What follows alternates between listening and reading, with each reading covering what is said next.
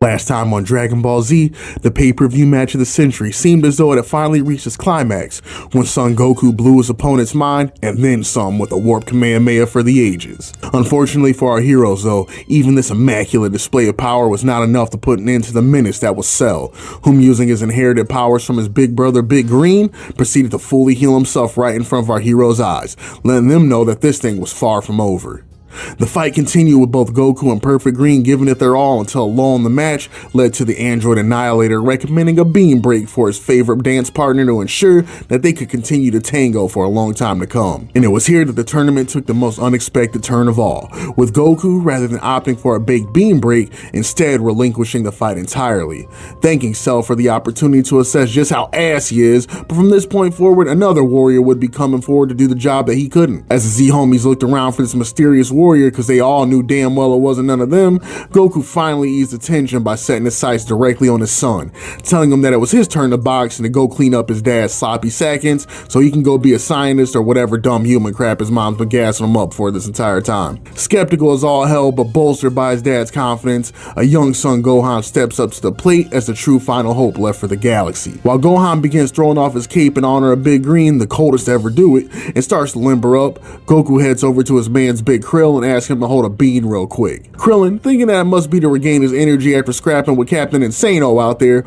or to keep on deck for his son just in case, Heisenberg agrees without hesitation and throws his boy a perk. Then this man Goku does the most diabolical thing of all time, calls out for this man Cell and proceeds to throw this fella a bean. Man, if y'all could have saw my face at this part of the story, I guarantee you I had the exact same look on my face that Piccolo did watching this unmitigated buffoonery unfold. Y'all, I have seen so many people online in the Dragon Ball fandom try to explain or justify this move. Goku wanted it to be a fair fight. Goku knew that Gohan would win anyway, so it didn't matter. And y'all already know that as much as I hate to admit it, I'm low-key a Goku apologist and been nicer to this dude throughout my commentaries than he probably deserves. But this ish right here, y'all, this is irreconcilable. No matter what way I want to try to spin or twist it, this man giving Cell a senzu right here is pure insanity.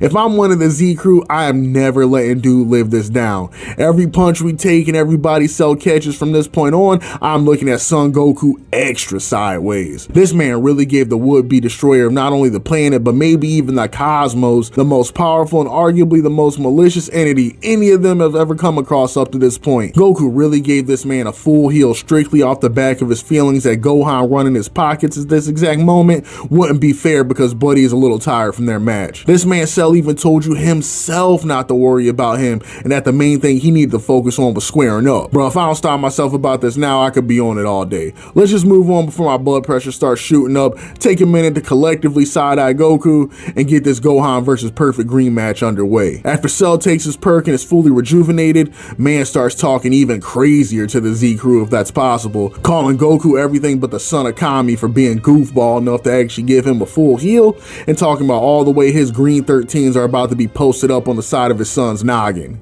Despite the insanity though, Gohan pushes forward, stopping a moment before meeting Cell to briefly charge his ki and momentarily leaving everyone in the arena in absolute shock. Had Piccolo staring at his stepson like, yo, that's Gohan? My son Gohan? That little ass crybaby I had out in the woods getting chased by dinosaurs and living off apples for months? Well, I'll be a Saiyan's uncle. And y'all already know this fellow Vegeta, rather than being excited their prospects of survival just went up, was once again hating from outside the club, refusing to believe that the clown son of all people really might have the most hands out of the entire Saiyan lineup. Even Cell had to speak up for a second, woefully admitting that maybe Goku wasn't as full of BS as he was led to believe after all. But even if little man does have more hands than they were led to believe, thinking he's got what it takes to square up against a fully recharged Perfect Green is little more than a cruel joke. And before Cell proceeds to go do dirty mode on the man's son, he violates Kakarot one last time, encouraging him to look real close at what he's about to do to his boy for the one time and remember that he's the one responsible for it. And with the venomous truth bomb out of the way, Cell begins his assault. I can't even lie, y'all, this first section of the fight had me experiencing so much secondhand embarrassment. This man Cell was absolutely putting the paws on this prepubescent boy Gohan, and it's even worse in the manga. This man Cell is absolutely getting busy on this child, yoking him up by his mentor's purple shirt, headbutting his skull on that MK1 X-ray timing, grabbing little buddy by the collar and just punching him in the face repeatedly like the school bullies on those old Nickelodeon sitcoms Gohan's like, stop hitting yourself, before blowing the kid away into a mountain of rubble and leaving everyone thinking Cell literally just killed the kid in 5 seconds flat. Chi-Chi was watching the whole fight at home while drafting up her divorce papers and literally fainted watching how her son was getting done. Literally the whole Z crew was staring over at Goku looking at him absolutely crazy. But Green was the only one who had what it takes to speak up, looking over at Kakarot like, bro, what were you really on when you sent your son to boxes, man? We all told you not to send that little ass boy in there, now we gotta sit and watch this child get murked. Despite having every single person he ever loved in his ear though, Goku just keeps smiling, telling him to stop jumping to conclusions for 2 seconds and watch the boy cook. And as much as I hate to admit it, Goku was right, at least on this part. While I'm absolutely sure that junk hurting would absolutely body bag a real human, they have all personally seen Gohan survive way worse than getting pushed into some rocks by a ki attack. So the fact that they were acting like this child really got oofed by that made me low-key mad. And to top it all off, each of these dudes can sense energy. Ain't no way they should have thought little bro was KO. These fellas had zero faith in this man's son Gohan, bro. You actually hate to see it. As Gohan emerges from the rocks, Perfect Green does what he does best and shoots off another backhanded compliment, telling Gohan that he's a little tough guy for being able to withstand the washing he just took. And right here is where the tide of the fight starts to take a surprising little turn. A relatively unharmed Gohan approaches Cell and tells him, look Poppy, how about we just call off this whole pointless thing now? I can run you over to my mom's house, let her get busy in the kitchen, and we can chop it up like adults. Cell looks at this man Gohan like a genuine space alien speaking an unintelligible language, responding to Gohan by telling him that his mom is fine, but let's rewind a quick second, because I'm pretty sure you call my Cell games pointless and we gotta address that. The only thing pointless here is you thinking that you can talk no jutsu your way out of this whole ass whooping, homie. You in the wrong shonen for that, playboy. This Dragon Ball, we scrap out here. And this is far from pointless, I might add, because 1, I'm getting my rocks off pretty handily right now, and 2, you're trying to prevent the whole universe from getting turned into my personal fleshlight, so I would say our little game here is far from pointless. Gohan continues though, hoping to get the creature to see reason. He tells Cell up front that he ain't like his old man, he don't like fighting, and he wants to avoid killing if at all possible, even against someone as much of a bastard as Cell is. Cell fires back, telling Gohan that the only bastard here is about to be him once he erases his pops in front of him. But once again, we gotta rewind the tape, because he's pretty sure that amidst all that soft boy talk, he heard Gohan say something about not wanting to body him, as though he had the actual ability to do so. Now Gohan begins getting on his true Sigma male timing, informing Cell inside every man there are 2 wolves, and Cell wants no part of seeing the darkness inside of him, and it's the hidden power that he is pretty sure his dad was counting on in order to turn the tide. This man a whole Linkin Park album, rest in peace Chester though. And I really need y'all to understand just how long this monologue was, bro. It was complete with flashbacks and everything. Gohan was really out here giving Cell this whole resume and spent a good 3 minutes IRL reminiscing on his Toriyama ass pulls from years past. Cell then begins to stare the child down and literally bust out laughing in the kid's face, telling Gohan that he doesn't know what he thought this was gonna do, but this talk about Gohan's latent incel energy hasn't scared him off at all. In fact, it's done the opposite, and now he's bound and determined to see Gohan's inner Heath Ledger that he's supposed to be so utterly petrified by. And this man Cell was not kidding, because following Gohan's edgiest of speeches, he proceeds to give the kid the absolute worst ass beating of his entire life. We're talking elbows to the back of the neck, flying kicks, curb stomping little man's head into the dirty ass wasteland floor. Eventually, little man starts to wake up a little bit and delivers a kick to Cell that sends him on his ass for a second. Cell gets up and is like, I'll be damned, kid made me bleed my own blood. Maybe he'll be worth playing with after all. And mind you, the whole while Gohan is out here getting slaughtered, the Z homie are on Goku's ass, begging for this man to tag in for his son. Big Krill might have been one of the loudest advocates at this point, telling Goku that this man Cell does not want to be fighting this little ass boy Goku, he wants you. You need to get out there and get sturdy on this bug man before your son ends up chilling next to that big convertible in the sky, bro. And once again, all this man Kakarot does is smile and nod. It's like Buddy is dissociated at this point. It's alright, don't worry guys. Gohan's gonna be just fine, trust me. Cue Gohan begging for mercy in the background. Then Cell decides to take young Gohan on a trip through memory lane, taking a page out of his Frieza genetics and hitting Gohan with some of the Cold family's patented death beams. Got Gohan out here on his Mission Impossible timing, limboing up and down, turning every which way, doing all that he can to avoid getting pincushioned, let alone trying to fight the man. Once Cell grows bored of Gohan's dance moves, he rushes in for a bear hug, hoping that the prospect of a potentially severed spine will be enough to awaken the dormant incel energy lying in wait. And it's right here that Big Green fully embraces his mantle as the dad who stepped up, telling Goku that while his balls may be inert, Big Greens are not, and his days of watching his boy son Gohan get manhandled by that psychotic tin can are up. Goku looks over in a little bit more of a panic, continuing to try to assure Piccolo that everything's all good, and once Gohan's hidden rage finally comes bursting out, then Cell's really in for it.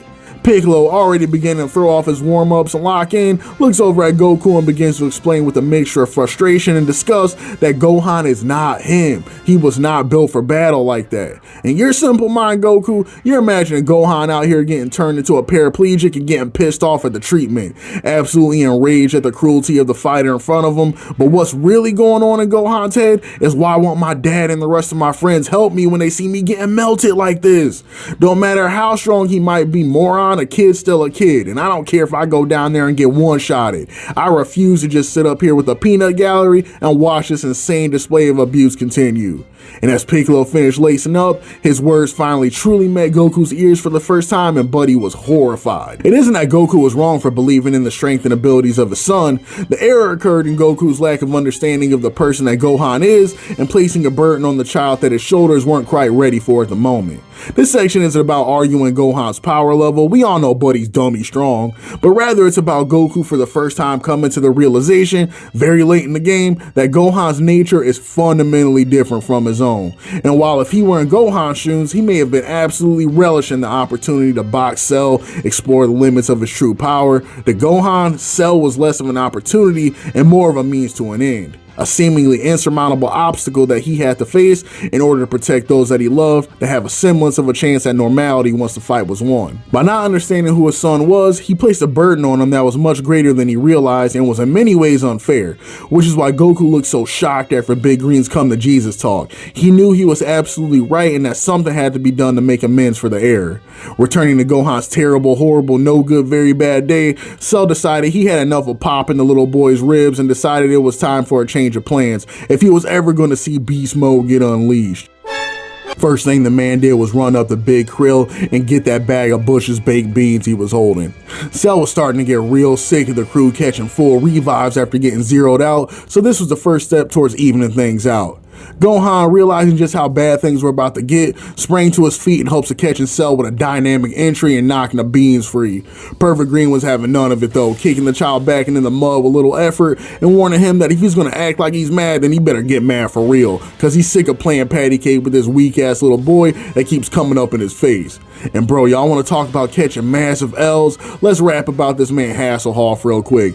Buddy comes out of Timbuktu and fully wraps his arms around Perfect Green, who was understandably caught off guard because he forgot this man was even a character. Hasselhoff apparently had enough of the circus show, and after confirming that no one there was really about that action, decided that it was his turn to lace up and put an end to the arc. Then this man Hasselhoff yells out to everyone in attendance that he apologizes in advance, but he's about to nuke this whole arena with the bomb he had implanted in himself for the contingency plan he was saving for son Goku back in the day. As all the attendants look on in horror, he informs them that it's already too late to escape the blast radius, and he'll save them all a warm seat in hell before staring Perfect Green directly in the eyes, preparing his kamikaze protocol. Then this man starts to glow, and the audience and Cell have a collective rolling brown out in anticipation of the surprising nuking they were about to be treated to. But suddenly the air grows silent as more and more moments pass and everyone in attendance realizes they're still very much alive. Then this man Big Krill shouts down to Hasselhoff, "Oh yeah, I forgot to tell you, the Breeze family removed your bomb when they operated because they thought it was too dangerous. My fault not saying anything earlier, big dog." Bro, you could have heard a pin drop at this point. This is worse than those cringe compilations people be making on YouTube, bro. If I'm 16, I'm cooking myself on the spot out of sheer principle. Oh wait, I can't though because they removed my bomb. At this point, y'all already knew what type of time Cell was on. Perfect Green turns around, making sure that he makes as much eye contact as possible, tells Mega Man thanks for playing before causing Buddy to spontaneously combust into assorted pieces of junkyard scrap and kicking his head a few yards away for a little razzle dazzle. But this was only the beginning, because in moments this man Cell opens the Taco Bell logo on his back and begins asexually reproducing these little miniature blue menaces he names the Cell Juniors to wreak havoc on the remaining Z fighters, in hopes that seeing his homies getting their wigs pushed back may be enough to send little Gohan over the edge. And push back their wigs they do. From moment one, these little ass Cell Juniors are on their worst behavior. In the beginning, stuff was looking somewhat okay. Big Green was getting busy playing dominoes with the Juniors and handing out orders for the fight to try to get everybody through it. But to be real, y'all, I knew the situation was a wrap when he gave orders for Yamcha and Tien to go over and defend Goku. You already know when you hear those words leave somebody's mouth, the situation can't be salvaged. And unfortunately, the prophecy was correct, because with every second that passed, the Juniors got more and more active and more Z homies met the pavement. You got Juniors out here tenderizing Big Green's ribcage for the 4th of July, Juniors sleeping Tien with one kick to the head, and one Junior was feeling extra devious and broke Yamcha's arm for literally no reason before putting him to sleep too. And for some reason, the broadcast version felt like making Vegeta look extra weak and had Buddy run back the final flash, only for a Junior to tank it and send it flying off to the next area code. Just when you thought the KD on the fumble flash couldn't get worse, man. At this point, the situation is all but finished, and Gohan is literally in the middle of the whole thing in tears, begging Cell to call off the Juniors and quit washing people. And hearing the young boy's pleads and processing, Cell decides that he'll do him one better and gives the order for the Juniors to put the Z homies in a pack. That way Gohan won't have to worry about any of them anymore at all. What a great guy. Around this time, the humans are finally realizing that it may just be time to leave, but the remains of Hasselhoff had one final request, asking the People's Champ to run him over his son Gohan so he can share a few words with the little man before his batteries run out. Terrified but refusing to let these no-name bums have all the glory, Hercule runs the 50-yard dash through the beaches of Normandy and Tom Brady's Hasselhoff's cranium towards Gohan's location so he can give the young man a few last words of wisdom for the one time. Hasselhoff beckons the young Gohan closer like the wise uncle at the cookout for a few words. Look, Gohan, I know you don't know me. We have had literally zero character interactions throughout this whole arc, so it's weird that I'm the catalyst for your transformation, but it is what it is, and I'm gonna tell you what your daddy never did. It's not a crime to fight when the time is right, young blood. I know how you feel about violence, and it ain't a bad thing. But some people out here are beyond repair, little bro. Ain't no amount of talk no jutsu in the world gonna get through to them. So do us all a favor, let go and let them hands go to work. And if you ain't gonna do it for me, at least do it for the birds and the squirrels, because they deserve better than this. So, peeping the heart-wrenching display confirms with Gohan that it's indeed good advice, but they're playing the game his way now and proceeds to straight Gears of War curb stomp Hasselhoff's head into oblivion, sending eyeballs and chunks of viscera every which way. For a moment, nothing. But then in a flash, the entire battlefield is forced into silence as the air is filled with the pain cries of son Gohan, in tears and surrounded by an overwhelming energy. At long last, it seems Cell may have finally awakened the warrior he so desperately wished for.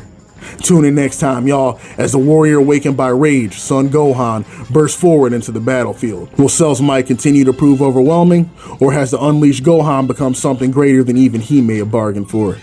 Be easy, y'all, and catch you again in the next video.